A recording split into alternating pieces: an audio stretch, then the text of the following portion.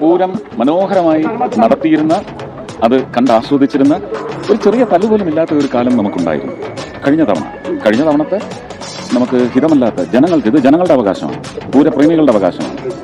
അപ്പോൾ ഹൈക്കോടതി നിർദ്ദേശിക്കുന്ന മാനദണ്ഡങ്ങൾ പാലിച്ചേ മതിയാവും, അത് നിയമമാണ്.